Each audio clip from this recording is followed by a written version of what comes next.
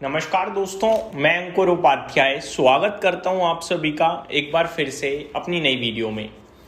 दोस्तों, US Iran की जंग शुरू हुए आज 100वां दिन है, 100th डे है।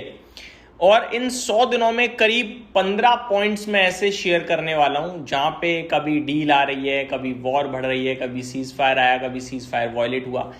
Point to point with dates के साथ एक एक करके आप सभी के साथ सारी चीजें शेयर करता हूं। और ये आज भी उतनी ही कंफ्यूज्ड है वॉर जितनी डे 1 में थी। सबसे पहले 100 days of Iran war, how global markets and the economy have been affected. ये है सवाल, जवाब क्या है चलिए पढ़ने की कोशिश करते हैं। Sunday marks 100 days since the war in middle east began and the conflict continues to drive substantial volatility across all assets classes in all regions of the world as a lasting peace deal remains elusive. Negotiations between the US and Iran have stagnated, with Washington and Tehran sending mixed messages on the state of peace talk and both sides periodically exchanging bots of military attacks. Nevertheless, a fragile ceasefire remains in place to allow for diplomacy to take place. Simple भाषा में बात करें तो 100वां दिन आ गया है जब से ये जंग शुरू हुई है। हर एक एसेट्स में, यानी जितने भी एसेट्स हैं, चाहे वो इक्विटी हो, क्रिप्टो हो, गोल्ड सिल्वर हो, सब में वॉलेटिलिटी भरपूर दिखी है। कभी कुछ आने की कोशिश थी डील की, तो कभी ये पीस आने की कोशिश थी, तो कभी सीज फायर भी वॉयलेट हुआ है। अब मैं एक एक करके आप सभी के साथ पॉइंट टू पॉइंट शेयर करता हूं। सबसे पहले जब लड़ाई शुरू हुई थी तो तारीख थी 28 फरवरी 2026, जहां पे ईरान के सुप्रीम लीडर जो हैं वो मारे गए थे यूएस इजराइल स्ट्राइक में। ठीक है जी, यूएस इजराइल ने मिलकर सबसे पहले ईरान के ऊपर अटैक करा था और इस अटैक में ईरान के सुप्रीम लीडर अतिउल्लाह अली खेमानी मारे गए थे। फिर 4 मार्च को Iran declares the Hormoz closed. 4 मार्च को ईरान ने स्ट्रेट ऑफ हॉर्मोज को बंद कर दिया, या करार करा कि बंद कर दिया। 8 मार्च को मोज्तबा खामेनी नए सुप्रीम लीडर चुने गए ईरान के, जो कि उन्हीं के बेटे थे अतिउल्लाह अली खेमानी के। 23 मार्च को प्रेसिडेंट ट्रंप ने कुछ कहा, US Iran negotiating an end to the war. तो प्रेसिडेंट ट्रंप ने कहा कि अब बातचीत चल रही है इस वॉर को खत्म करने के लिए। 23 मार्च से बातचीत शुरू हुई। 7 अप्रैल को फाइनली प्रेसिडेंट ट्रंप ने कहा कि एक पूरा का पूरा सिविलाइजेशन मार दिया है, पूरा मतलब ईरान का हर एक व्यक्ति मार दिया जाएगा आज रात, अगर सीज फायर नहीं हुआ तो। 8 अप्रैल को यूएस ईरान सीज फायर के लिए मान जाते हैं, समझौता हो गया।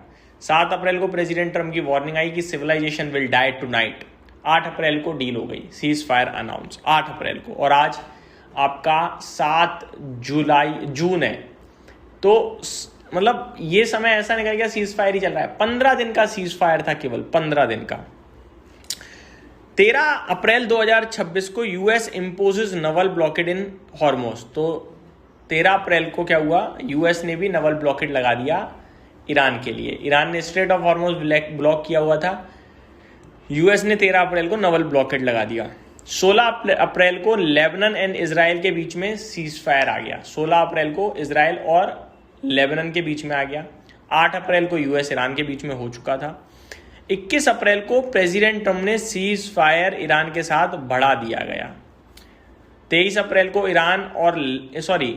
को इजराइल और लेबनान के बीच में सीज फायर जो है 3 हफ्ते के लिए एक्सटेंड किया गया। 3 मई 2026 को projection freedom announced paused after 1 day. तो प्रोजेक्ट फ्रीडम अनाउंस करा यूएस ने और उसे रोका भी गया। 15 मई को लेबनान और इजराइल के बीच में सीज फायर 45 दिन के लिए और एक्सटेंड किया गया।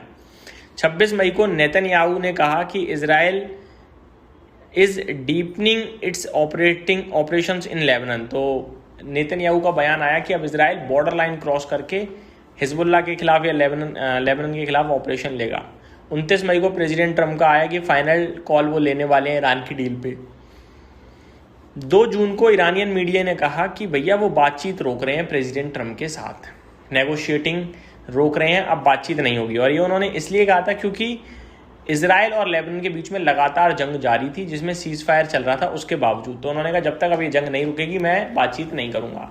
फाइनली अभी ऐसा है कि इन दोनों के बीच में भी सैटरडे को ही जंग हुई है, आपस में ड्रोन छोड़े गए हैं और इजराइल और लेबनान के बीच में सीज फायर दोबारा आया, लेकिन दोबारा जंग छोड़ी हुई है। तो क्लियर कट जवाब आ नहीं पा रहा क्या है क्या नहीं है। लेकिन बाजारों के हाल भी सुन लीजिए एक बार। कॉस्पी ने जब से जंग शुरू हुई है तब से अभी तक 38% के पॉजिटिव रिटर्न्स दिए हैं। तो साउथ कोरिया तो रॉकेट हुआ है भाई। ताइवान इंडेक्स भी बढ़िया तेजी में दिखा है हम सभी को। ताइवान में करीब 30% की तेजी हुई है। नेस्डेक कंपोजाइट में 18% की तेजी है, निकाई में 16%, S&P 500 में 9.8% की तेजी दिखी है, डाउ जोन्स में 3.5% की, तेल अवीव में 1.9%, डेक्स 1.6% माइनस, स्टॉक 600 यूरोप का 2% माइनस, शंघाई 2.5% माइनस, कैक 4.5% नीचे। आगे फिटसी में 5.7% की गिरावट और निफ्टी 6.9% नीचे है। फिटसी JSE टॉप 40 13% नीचे है। तो ये दुनिया भर के बाजार जो जंग के बाद से हाल मैंने आपको बताया कितने रिटर्न पॉजिटिव और नेगेटिव दिए हैं। तो ये पूरी की पूरी डिटेल्स है। उम्मीद करता हूँ जानकारी पसंद आई होगी। Thank you so much for watching this video. Have a great day guys.